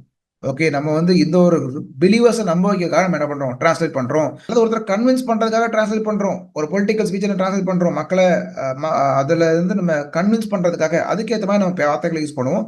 அதுக்கேற்ற மாதிரி டிரான்ஸ்லேட் பண்ணுவோம். இதெல்லாம் ஸ்கோப்போஸ் தியரி. ஸ்கோப்போஸ்னாலே பர்பஸ் அப்படின்னு மைண்ட்ல வச்சுக்கணும் நீங்க. இதெல்லாம் இந்த பர்பஸ் தான் என்ன மாதிரி டிரான்ஸ்லேஷன் அமையும் அப்படிங்கிறத ரூல் பண்ணும் அப்படிங்கிறதும் நமக்கு இந்த இடத்துல முக்கியமா. இது யாரோட ஹான்ஸ் ஜே அப்படின்னு சொல்லக்கூடிய அந்த பர்சனோட ஒரு ஐடியா. அதே போல நமக்கு அந்த ரெலவன்ஸ் தியரி அப்படிங்கிறது ஏர்னஸ்ட் ஆகஸ்ட் கட்டோட ஒரு ஐடியா. அப்புறம் இந்த கவர்ட் டிரான்ஸ்லேஷன்லேயே நமக்கு நிறைய டைப்ஸ் இருக்கு. இந்த ஜூலியன் ஹவுஸ் அப்படின்னு சொல்லக்கூடியவங்களோட அந்த கவர்ட் டிரான்ஸ்லேஷன் அப்படிங்கிறது ஒரு ஒரு டிரான்ஸ்லேஷன். ஓகே, அது எந்த அளவுக்கு துல்லியமாக அந்த டிரான்ஸ்லேஷன் இருக்குன்னா ஒரிஜினலுக்கு ரொம்ப ரொம்ப ஈக்குவலா இருக்கும். ஒரிஜினல் தமிழ்ல ஒருத்தர் டிரான்ஸ்லேட் பண்றாரு, கேப்ரியல் கார்சியா மார்கோஸ் தமிழ்ல பண்றாரு அப்படின்னா, தமிழ் வேற கல்ச்சர், அவரோட கல்ச்சர் ஸ்பானிஷ், அது அது ஸ்பானிஷ்ல அவர் எழுதியிருப்பாரு, லாட்டின் அமெரிக்கன் கல்ச்சர். ஓகே, அப்போ ஆக்சுவலா சொல்ல போனா அந்த டிரான்ஸ்லேஷன் எந்த அளவுக்கு துல்லியமா இருக்கும், எந்த அளவுக்கு ரொம்ப அழகா இருக்கும் அப்படின்னு சொல்ல போனா, ஒரிஜினலோ இது அப்படின்னு சொல்ற அளவுக்கு எந்த விதத்திலையும் ஒரிஜினலை விட குறைஞ்சிராதபடி துல்லியமாக இருக்கும். அதான் கவர்ட் டிரான்ஸ்லேஷன். ஆல்ரைட், அப்ப அது ரெண்டா பிரிப்பார் ஆக்சுவலா, ஓவர்ட் கவர்ட் அப்படிங்கிறது. அப்போ இந்த இடத்துல கவர்ட்ன்றது நமக்கு, ஓவர்ட் டிரான்ஸ்லேஷன் அப்படிங்கிறது இந்த தெரியும், ஓகே இது வந்து வேற கல்ச்சர்ல உள்ளது, இது லாட்டின் அமெரிக்கால உள்ளது அப்படிங்கிறத நமக்கு காமிச்சு சொல்லிக்கிட்டே இருக்கும். நம்ம அதை புரிஞ்சுப்போம், ஆமா இது லாட்டின் அமெரிக்காவில் உள்ள டெக்ஸ்ட் இது அப்படின்னு நம்ம தெரிஞ்சுக்கிட்டே நம்ம வாசிப்போம், நமக்கு அதே மென்டாலிட்டி இருக்கும். கவர்ட் டிரான்ஸ்லேஷன் அப்படிங்கிறது இது ஃபாரின் டெக்ஸ்ட் அப்படிங்கிறதையே டோட்டலா நம்ம என்ன பண்ணிடும்னா மாத்திரும். ஒருவேளை கேப்ரியல் கார்சியா மார்கோஸோட ஒர்க்ஸ்ல லாட்டின் அமெரிக்கன் கல்ச்சர் இருக்கு, சவுத் அமெரிக்கன் கல்ச்சர் இருக்கு அப்படின்னா, இந்த கவர்ட் டிரான்ஸ்லேஷன்ல மாற்றும் போது தமிழ் கல்ச்சர் அதுக்கு ஈக்குவலண்டான விஷயங்களை போட்டு தமிழ் கல்ச்சருக்கு ஏற்ற மாதிரி மாற்றி விட்டுருவோம். நம்ம வாசிக்கும் போது உண்மையிலேயே அந்த ஆத்தர் தமிழ்ல தான் எழுதியிருக்காரோ அப்படின்னு நம்ம நம்பிடும். அந்த அளவுக்கு துல்லியமாக இருக்கும், ரொம்ப டேலண்டடாக பண்ணியிருப்பாங்க. ஆல்ரைட், ஸோ அது நமக்கு தெரிய வேண்டிய ஒரு ஒரு சில விஷயங்கள். ஜூலியன் ஹவுஸோட ஐடியா இது. இதெல்லாம் டிரான்ஸ்லேஷன் மீடியா சம்மந்தப்பட்ட தியரிஸ். ஓகே, அடுத்தது இஎன் எங்கோட ரெண்டு முக்கியமான ஒர்க் பத்தி நம்ம போட்டிருக்காங்க. இஎன் எங்கோட ரெண்டு முக்கியமான ஒர்க்ஸ் என்னெல்லாம் அப்படின்னு பார்த்தோம்னா, முதல்ல இருக்கக்கூடிய அந்த வாண்டட் அப்படிங்கிற விஷயமும், கல்ச்சர் அண்ட் கம்யூனிகேஷன் அப்படிங்கிறதும், அடுத்தது ஆப்ஷன் டி அன்பாப்புலர் மியூசிக் அப்படிங்கிறதும். தெரிஞ்சு மட்டும் வச்சுக்கோங்க, வேற ஒன்றும் தேவையில்லை, தெரிஞ்சு வச்சுட்டாலே போதும். அடுத்தது நமக்கு இருக்கக்கூடியது என்ன அப்படின்னு சொல்ல போனா, இந்த கல்ச்சர் இண்டஸ்ட்ரி அப்படின்னு சொல்லக்கூடிய அதை பத்தின கொஸ்டின் நமக்கு தெரியும். தியோடர் அடார்னோ, வேக்ஸ் ஹார்க்ஹைமர் ரெண்டு பேரும் சேர்ந்து எழுதினது தான் இது culture industry. Anxiety of influence அப்படிங்கிறது ஹேரால்ட் ப்ளூம் அப்படிங்கிற பர்சனோட ஐடியா. அண்ட் கல்ச்சரல் மெட்டீரியலிசம் அப்படின்னு சொல்லக்கூடியது நமக்கு பொதுவாகவே யாரோட ஐடியா அப்படின்னு சொல்ல போனா ரைமண்ட் வில்லியம்ஸ் அப்படிங்கிற பர்சனோட ஐடியா. டயலாஜிசம் அப்படிங்கிறது மிகாயில் பக்தினோட ஐடியா. டயலாஜிசம்க்கு அர்த்தம் என்னன்னா, ஒரு டெக்ஸ்ட் டெக்ஸ்ட்டை ரெஃபர் பண்றது. இன்டர்டெக்சுவாலிட்டிக்கு இதுதான் முன்னோடியா இருந்துச்சு.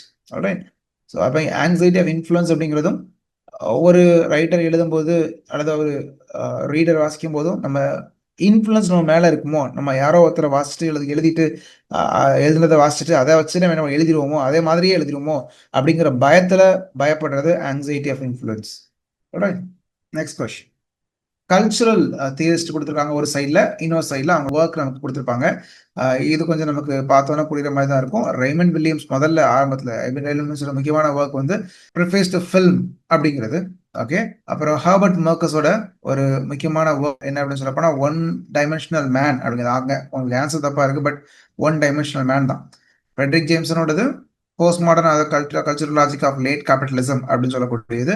அடுத்தது ரிச்சர்ட் ஹாகர்டோட யூசஸ் ஆஃப் லிட்ரஸி அப்படிங்கிறது அதுக்குரிய கரெக்டான மேட்சாக இருக்கும். ஆல்ரைட், நமக்கு அடுத்தது ஒரு கொஸ்டின் கேட்டிருக்காங்க.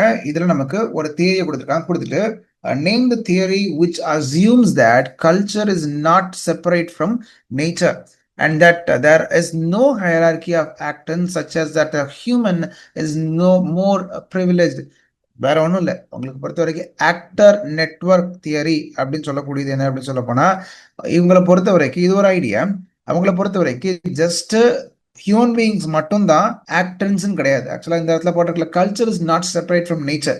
எதையும் இருந்து பிரிக்க முடியாது, எல்லாமே interconnected. There is no hierarchy of actors. ஒன்று பெருசு ஒன்று சின்னதெல்லாம் கிடையாது. உலகத்துல ஒரு விஷயம் நடக்குன்னா, ஓகே, நான் உங்களுக்கு சிம்பிளான ஒரு ஐடியா கொடுக்குறேன். ஒரு ஆக்சிடென்ட் நடக்குன்னு வச்சுக்கோங்களேன்.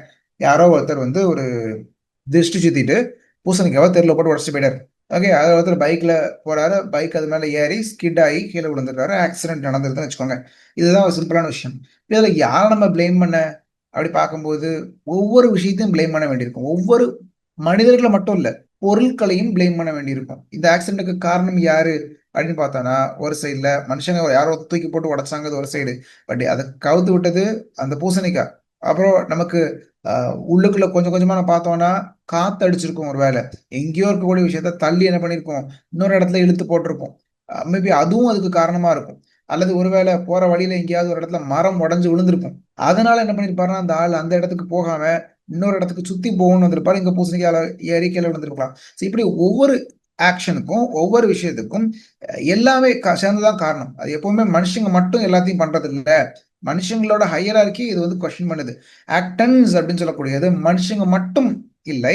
அங்க ஒரு ஆக்ஷன் நடக்கு அப்படின்னா உயிர் இல்லாத ஆப்ஜெக்ட்ஸ்க்கும் அதுக்கு ரீசன் காரணம் இருக்கு அப்படிங்கிறது. அதுதான் சொல்றாங்க. மேபி நம்ம சொல்ல மாதிரி எங்கேயோ நடந்த விஷயங்கள் இது எல்லாமே ஒண்ணு இன்டர் கனெக்டடா இருக்கும். நான் வந்து உங்களுக்கு ஒரு சிச்சுவேஷனை சொன்னேன். பட் எந்த ஒரு ஆக்ஷனுக்குமே அப்படிதான் என்ன பண்றாங்க சொல்லுவாங்க. ஆக்டர் நெட்வொர்க் தியரிங்கிறது இதெல்லாம் ஒண்ணு கனெக்டடான நெட்வொர்க்ஸ் அப்படிங்கிறது தான். ஆல்ரைட், இது நியூ மெட்டீரியல் பிலாசபில இது ஆக்சுவலா வரும். எல்லாமே கனெக்டட் தான். ஆல்ரைட், அடுத்து ஒரு முக்கியமான ஒரு டாபிக் நம்ம பார்க்க போறோம். ஸோ இதுல நமக்கு ஹேபிட்டஸ் நான் உங்களுக்கு ஆல்ரெடி எக்ஸ்பிளைன் பண்ணியிருக்கேன். ஹேபிட்டஸ் நமக்கு தெரியும். ஒரு ஹேபிட் நம்ம படிக்கிறோம், அந்த ஹேபிட் நமக்கு இருக்கு அப்படின்னு சொல்ல போனா அந்த ஹேபிட்டை நம்ம ஃபாலோ பண்றோம். இதெல்லாம் நமக்கு ஹேபிட்டஸ் அப்படின்னு சொல்லக்கூடிய ஐடியாக்குள்ள வந்துடும். பட் அதை தாண்டி இந்த பியர் பாஜியோட ஐடியா கல்ச்சுரல், நமக்கு பொதுவாக கல்ச்சுரல் கேபிட்டல்னு ஒன்று சொல்லுவாங்க. அந்த கல்ச்சுரல் கேபிட்டல் இருந்தா ஹேபிட்டஸ் அப்படிங்கக்கூடிய ஒரு ஐடியாவே நமக்கு வர ஆரம்பிச்சிருக்கும். ஸோ கல்ச்சுரல் கேபிட்டல் அப்படிங்கிறது பொதுவாகவே எந்த ஒரு கல்ச்சரும் நம்ம நம்ம ஃபாலோ பண்றோம். ஆல்ரைட், அது ஏன் ஃபாலோ பண்றோம் அப்படின்னு கேட்கும்போது நமக்கு அந்த கல்ச்சர் ஏதோ ஒரு விஷயத்த நமக்கு கொடுக்குது, ஒரு கேபிட்டலை கொடுக்கு. கேபிட்டல் அப்படிங்கிறது நமக்கு ஒரு பவரை கொடுக்குது, நமக்கு ஒரு இன்ஃபுளுன்ஸ் கொடுக்குது, நமக்கு ஒரு மற்றவங்களை கண்ட்ரோல் பண்றதுக்கோ மற்றவங்க முன்னாடி நம்மளும் ஒரு இடத்துல இருக்கிறதுக்கோ தேவைப்படக்கூடிய ஏதோ ஒன்று நமக்கு ப்ரிவிலேஜ் பண்ணுது. அப்படிங்கிற காரணத்தினால நம்ம என்ன பண்ணிருப்போம்னா அந்த கல்ச்சரை ஃபாலோ பண்ண ஆரம்பிச்சிருப்போம். அப்புறம் பின்னால கொஞ்ச நாள் கழிச்சு என்ன பண்ணா எல்லாருக்கும் இப்படிதான் ஆரம்பிக்கும். ஓகே, நான் இதை பண்ணாதான் நான் என்ன மதிப்பாங்க, அல்லது நான் இப்படி பண்ணாதான் எனக்கு வந்து ரெகக்னேஷன் கிடைக்கும் அப்படிங்கிற ஒரு காரணத்தினால அது ஆரம்பிச்சது. பின்னால போக போக போக என்ன ஆகும் அப்படின்னு சொல்ல போனா தானாவே மாறி என்ன ஆகுதுன்னா நமக்கே அது பிடிச்சு போயிடும். ஏன் அதை பண்றோம், ஏன் அதை சாப்பிடுறோம், ஏன் இந்த மாதிரி ட்ரெஸ் பண்றோம், அது யாராலையும் என்ன பண்ண முடியாது, கண்டுபிடிக்க முடியாது. பட் தாராளமா என்ன ஆயிரும், பிடிச்சு போய் அதையே திருப்பி திருப்பி திருப்பி திருப்பி திருப்பி திருப்பி நம்ம பண்ணிக்கிட்டு இருப்போம். இதெல்லாம் நமக்கு ஏன் காரணம் தெரியாம பிடிக்காது. அதான் ஹேபிட்டஸ் அப்படின்னு சொல்லக்கூடிய ஹேபிட்டா மாறிடும். அதுதான், வேற ஒண்ணும் இல்லை. ஸோ இது நம்ம ஹேபிட்டஸ் அப்படின்னு சொல்லி இது சோஷியலி அக்வயர்டு தான். சொசைட்டில தான் நம்ம பிடிக்கக்கூடிய டேஸ்ட், பிஹேவியர், ப்ரிஃபரன்ஸ். எனக்கு இதுதான் பிடிக்கும், ஏன் பிடிக்கும் அது சொல்ல தெரியாது. ஆனா எனக்கு பிடிக்கும், எனக்கு இதுதான் பிடிக்கும் அப்படின்னு சொல்றாங்க. பொதுவாக இந்த பிடித்தம் அப்படிங்கிறது இதை பிடிக்கும் அதை பிடிக்கும் அப்படிங்கிறதெல்லாம் ஒரு வகையில பார்க்கும்போது இது நேச்சுரலாவே ஒருத்தருக்கு பிடிக்குது, இயற்கையாவே பிடிக்குதுன்னு மக்கள் சொன்னாலுமே ஒரு தரப்பினர் இன்னொரு குரூப் என்ன சொல்லுவாங்கன்னா அப்படி இல்லை, சொசைட்டியால கற்றுக் கொடுக்கப்படுகிறது. ஒரு மனிதனுக்கு இயற்கையை ரசிக்க தெரியாத ஒரு மனுஷனுக்கு ஒரு ஃப்ரெண்டு சொல்றான், டேய் எவ்வளவு அழகா இருக்கு பாரு இயற்கை, ச்சே அப்படிங்கும் போது முதல் முறையா அவன் பாக்குறான், ஆமா அழகா தான் இருக்கு சொல்லிக்கிறான். அப்புறம் அவனுக்கு அது அழகா தெரியல. உண்மையை சொல்ல போனா முதல் முறையா ரசிக்கிறவனுக்கு என்ன தெரியும் அழகு, எது அழகுன்னு கண்டுபிடிக்க முடியாது. அப்புறம் அவனே ஃப்ரெண்டு சொல்றது கேட்டுக்கிறான், பாரு எவ்வளவு பச்சை பச்சையா இருக்கு பாரு, எவ்வளவு கிரீனிஷா இருக்கு பாரு, எவ்வளவு ப்ளூவா அந்த ஸ்கையும் அந்த ட்ரீயும் பக்கத்துல பக்கத்துல இடிக்கிற மாதிரி இருக்கு பாரு, எவ்வளவு அழகா இருக்குங்க, சன்னை பாரு, சன்செட்டை பாரு. ஒருவேளை அவனுக்கு உண்மையில ரசிக்க தெரியலனா கூட போக போக போக போக நமக்கு தான் அந்த டேஸ்ட் இல்லையோ அப்படின்னு பயந்து அதை ரசிக்கிற மாதிரி நடிக்க ஆரம்பிச்சோம். உண்மையில ரசிக்கிற பழையவங்க acquired tastes, acquired preferences, acquired judgments இதெல்லாமே வரும். ஸோ அதுக்கு அடுத்து நமக்கு இருக்கக்கூடிய ரெண்டாவது ஒரு வார்த்தை அனாக்ளைசிஸ் அப்படின்னு சொல்லக்கூடிய ஒரு வார்த்தை. இது ஒரு சைக்கோஅனாலிட்டிக்கல் டேர்ம், சிக்மண்ட் ஃப்ராய்டோட ஒரு டேர்ம். இப்போ அவரை பொறுத்த வரைக்கும் செக்ஷுவல் டிரைவ் அப்படிங்கிறது பயாலஜிக்கல் நீடை சார்ந்தது அப்படிங்கிறது தான் அவரோட அந்த ஐடியா. ஒரு ஒரு வேளை அவரை பொறுத்த வரைக்கும் பார்க்கும்போது தேவைக்கு தான் நம்ம அடுத்தவங்க சார்ந்திருக்கிறோம் அப்படிங்கிறது தான் அவரோட அந்த ஐடியாவா இருக்கு. எந்த ஒரு காரணத்தினாலும் நம்ம அடுத்த ஜெண்டரால் அடுத்த ஒரு விஷயங்களை நாடுறோம் அப்படின்னா தேவை இருக்கு அப்படிங்கிறதுனால, நீட்ஸ் பொறுத்து தான், பயாலஜிக்கல் நீட்ஸை பொறுத்து இதை டிபெண்டன்ஸ் அப்படிங்கிறது நமக்கு அமையும் அப்படிங்கிறது அவரோட ஐடியா. அண்ட் ஃபெட்டிஷம் அப்படிங்கிறது, ஃபெட்டிஷ் அப்படின்னு சொன்னாலே ஆல்ஃபிரட் பினட் அப்படிங்கிறவர் ஆக்சுவலா அதை பத்தி பேசியிருப்பாரு. ரைட், ஸோ ஆக்சுவலா அவர் அந்த காலத்துல ஸ்டடி பண்ணும்போது ஃபெட்டிஷ் அப்படின்னு சொல்லக்கூடிய விஷயங்கள் வந்து ஒரு விசித்திரமான ஒரு இன்ட்ரெஸ்ட். சாதாரணமா மக்களுக்கு இருக்கக்கூடிய ப்ரிஃபரன்ஸ் அல்லது ஒரு ஒரு விஷயம் பிடிச்சிருக்கு அப்படிங்கிறத விட அந்த ப்ரிஃபரன்ஸ் வந்து ஒரு விசித்திரமாக இருக்கும், இப்படி ஸ்ட்ரேஞ்சா இருக்கலாம், யாருமே அது யோசிக்காத அளவில் இருக்கலாம், அல்ல வித்தியாசமாக இருக்கலாம், அல்லது ஒரு மைனாரிட்டி ஆஃப் பீப்புள் மட்டுமே விரும்பத்தக்க வகையில சில ப்ரிஃபரன்ஸ் இருக்கலாம். ஸோ இதெல்லாம் என்ன சொல்லுவாங்க அப்படின்னு சொல்ல போனா ஃபெட்டிஷ் அப்படி சொல்லுவாங்க. அதே போல ஹைப்பர் ரியாலிட்டி, ஆல்ஃபிரட் பினட் அப்படிங்கிற பர்சனோட அந்த ஐடியா தான். அண்ட் நமக்கு ஹைப்பர் ரியாலிட்டி அப்படிங்கிறது பொதுவாகவே வந்து ஜீன் பதிலாக கூட கனெக்ட் பண்ணுவோம் ஆக்சுவலா. ஆனா நமக்கு உம்பாட்டோ ஈகோ அப்படின்னு சொல்லக்கூடிய தியரிஸ்ட் ஒருத்தர் உண்டு. அவர் ஒரு செமியாட்டிஷியன். ஸோ அவருமே பேசியிருப்பாரு. அதனால ஹைப்பர் ரியல்ங்கிறது ஒரு ரியல் திங்கை விட ஒரு காப்பி வந்து ரொம்ப எல்லாருக்கும் ஆக்குரேட்டா சூப்பரா ஒரிஜினல் ரியலை விட பெட்டரா இருக்குது. இந்த ஒரு கண்டிஷனை ஹைப்பர் ரியல் வச்சுக்கோ. ஹைப்பர்னா மிகைப்படுத்தப்பட்ட. ஸோ இந்த சிமுலேஷன் அப்படிங்கிறது ரியலை விட ரியலா இருக்கும். அதுதான். ஆல்ரைட். ஓகே, நெக்ஸ்ட் கொஸ்டின் போக ஆரம்பிக்கலாம். ஓகே, நமக்கு அடுத்து நமக்கு பார்க்கக்கூடிய கொஸ்டின் எல்லாம் ஆரம்பிச்சிருப்போம்னா கத்தாசிஸ் பத்தி பார்க்குறோம். நம்ம கிரிட்டிசிசம்ல இருந்து பார்க்க போறோம். நம்ம கத்தாசிஸ் அப்படின்னு சொல்லக்கூடியதுக்கு அர்த்தம் என்ன அப்படின்னு பார்த்தோம் அப்படின்னு சொல்ல போனா பர்கேஷன் அப்படிங்கிறது தான் அரிஸ்டாட்டிலோட ஐடியா. பர்கேஷன் அல்லது பியூரிஃபிகேஷன் அப்படிங்கிறது தான் அதோட அர்த்தம். அரிஸ்டாட்டில் பிட்டி அண்ட் ஃபியர் வரும்போது ஒரு ட்ராமா பார்க்கும்போது நம்ம வந்து பிட்டி அண்ட் ஃபியர் அது இன்வோக் பண்ணுது அப்படின்னா அந்த பிட்டி அண்ட் ஃபியர் நம்மளை பியூரிஃபை பண்ணும் அப்படிங்கிறத நம்ம ஹார்ட்டை பியூரிஃபை பண்ண நம்புறாரு. ஓகே, அப்புறம் டாக்டர் ஜான்சனோட லைஃப்ஸ் ஆஃப் த போயட்ஸ் அப்படிங்கிறது ஒரு ஒரு பயோகிராஃபிக்கல் கிரிட்டிசம். நிறைய போயட்ஸோட பயோகிராஃபிஸ் வச்சு தான் என்ன பண்ணியிருப்பாரு, ஸ்டடி பண்ணியிருப்பாரு அப்படிங்கிறத நம்ம தெரிஞ்சுக்கணும். அதுக்கு அடுத்தது சோல் ஆஃப் அ ட்ராஜடின்னு அரிஸ்டாட்டில் எதை சொல்றாரு, அவர் பிளாட்டை தான் சொல்லுவார். பிளாட் தான் முக்கியம் அவரை பொறுத்த வரைக்கும். கேரக்டர் தாட் எல்லாம் கூட பிளாட் இருந்தால் தான் மற்றதெல்லாம் வர முடியும் அப்படிங்கிறது அவரோட ஐடியாவா இருக்கு. அடுத்து மிமேட்டிக் கிரிட்டிசம். மிமேட்டிக்னாலே காப்பின்னு அர்த்தம். அப்ப அது லிட்டரரி ஒர்க் எப்படி பார்க்கணும்னா உலகத்தை நம்ம இமிடேட் பண்றோம், உலகத்தில் நடக்கக்கூடிய விஷயங்களை ரெப்ரசென்ட் பண்றோம், காப்பி பண்றோம் அப்படிங்கிறதுனால அது இமிட்டேஷன் தான் அப்படிங்கிறது அவரோட லிட்டரரி ஒர்க்கை இமிட்டேஷனாக பார்க்கும். அதே போல நமக்கு இந்த இடத்துல எஸ்ஐ அண்ட் கிரிட்டிசிசம் அப்படின்னு சொல்லக்கூடிய ஒரு இது இருக்கு. எஸ்ஐ அண்ட் கிரிட்டிசிசம்ங்கிறது போடுது. அதுல மெயினா அவர் யார் தலையெழுதிக்கு வச்சிருப்பாரு அப்படின்னா ஹாரிஸ். எல்லாருமே பொதுவாக என்ன பண்ணுவாங்கன்னா இந்த ஆர்ட் ஆஃப் போய்ட்ரியை வந்து ஆக்சுவலா ஹாரிஸ்ல இருந்து நீங்க படிங்க அப்படின்னு தான் சொல்லுவாங்க. மற்றவங்களே பத்தி அவர் பேசியிருக்காரு. லான்சைனஸ் அரிஸ்டாட்டில்லாம் இருக்கு. பட் அவரு sums of the art of poetry start first by முதல்ல யாரு இது ஆர்ட் ஆஃப் போயட்ரியை பத்தி பேசணும்னா ஹாரிஸ் தான். அதுக்கப்புறம் தான் போப் அந்த ஐடியாவை கொண்டு வராரு உள்ளுக்குள்ள. ஆஸ் பொய்டிக்கான்னு சொல்லுவோம்ல. அப்புறம் the quotation, when a man is capable of being in uncertainties, mysteries, doubts without any irritable reaching after fact and reason அப்படிங்கிறது ஒரு மனிதன் எந்த சூழ்நிலையில ஒரு poet அப்படிங்கிற ஒருத்தன் தனக்கு யோசிக்கும் போது சாதாரண மனுஷங்களோட எக்ஸ்ட்ராடனரியா யோசிப்பான். அவனோட இமேஜினேஷன் ரொம்ப அதிகமாக இருக்கும். அந்த மாதிரி சூழ்நிலையில man is capable of being in uncertainties. அப்படிப்பட்ட சூழ்நிலையில கூட அந்த அன்சர்டனிட்டி அந்த குழப்பத்துல கூட அந்த மிஸ்ட்ரியில கூட இப்படிலாம் யோசிக்கலாமா, இப்படிலாம் எழுத முடியுமா, இப்படிலாம் வருமா அப்படிங்கிறது ஒரு டிராகன் வாயை திறந்துச்சுன்னா வாயில இருந்து ஃபயர் வருங்கிற இமேஜினேஷன் எவ்வளவுக்குள்ள ஃபார்ஃபெச்ட் இமேஜினேஷன் இது. ஒரு அனிமல் அது வாயில இருந்து ஃபயரை கக்குதுங்கிறது அது எவ்வளவுக்குள்ள வித்தியாசமான ஒரு ஒரு ஒரு திங்கிங் யோசிச்சு பாருங்களேன். அப்படி பார்க்கும்போது அதெல்லாம் ஒரு வித்தியாசமான திங்கிங் தான். அப்ப அப்படிப்பட்ட பொயட்டுக்கு இருக்கக்கூடிய ஒரு குணாதிசயம் அதுதான் அந்த நெகட்டிவ் கேப்பபிலிட்டி அப்படிங்கிறது. Okay, alright. கீட்ஸோட idea of negative capability. And which modern critic describes value judgment as a donkey's carrot of literary criticism. இந்த ஸ்டேட்மெண்ட் வந்துச்சுனாலே டாங்கிஸ் கேரட் அப்படின்னு எதை சொல்லுவோம்னா டாங்கி பொதுவாக நடக்காது. டாங்கி நடக்காது அப்படிங்கிறதுனால டாங்கி முன்னாடி என்ன பண்ணுவாங்கன்னா அது மேலே ஏறி உட்காந்துட்டு முன்னால குதிரை காட்டுவாங்க, கேரட்டும் முன்னால போகும். இதுக்கு அடிக்க ட்ரை பண்ணி போகும்போது அது நடந்து போயிட்டே இருக்கும். அது முன்னால கேரட் இருக்கும்போது அதை எப்படியாவது கடிச்சிடலாம் அப்படிங்கிற ஒரு ஆசையில அது போல போயிட்டு இருக்கும். அப்படி பார்க்கும்போது which modern critic described value judgement அப்படிங்கிறது லிட்டரரி ஸ்டடீஸ்ல மாரல் ஜட்ஜ்மெண்ட் தான், வேற ஒன்றும் கிடையாது. இதுதான் நமக்கு பர்சனல் வேல்யூ மாரல் வேல்யூ இருக்குல்ல, அதை அச்சீவ் பண்றதே இல்லை அப்படிங்கிற மாதிரி சொல்றாரு. யார் சொல்றா? நார்த் ஆஃப் சொல்வார். ஓகே, நார்த் ஆஃப் சொல்வார். ஆல்ரைட். அப்புறம் அனக்னாரிசஸ் அப்படிங்கிறதுக்கு அர்த்தம் என்ன அப்படின்னு கேட்க போனா அரிஸ்டாட்டிலோட ஐடியா ஆஃப் அனக்னாரிசிஸ் அப்படின்னு சொல்லக்கூடியது ஒரு கேரக்டர் ஒரு டவுன்ஃபாலுக்கு அப்புறம் மேபி அவரு ரெகனைஸ் பண்ணுவார். ஒரு பர்டிகுலர் டைம்ல என்ன பண்ணுவாருன்னா நம்ம தப்பா போயிட்டு இருந்தோம், நம்ம வந்து இந்த இடத்துல ஒரு தப்பு பண்ணியிருக்கோம், இதெல்லாம் அவர் ரெகனைஸ் பண்ணுவார். ஒரு குறிப்பிட்ட டைம்ல எந்த டிராஜிக் ஹீரோவா இருந்தாலும் நம்ம தப்பு பண்ணிட்டோமேன்னு நினைப்பாரு. அவர் நினைச்சுக்கிற டைம்ல ஆல்ரெடி என்ன ஆயிருக்கும், எல்லாமே முடிஞ்சு போயிடும்.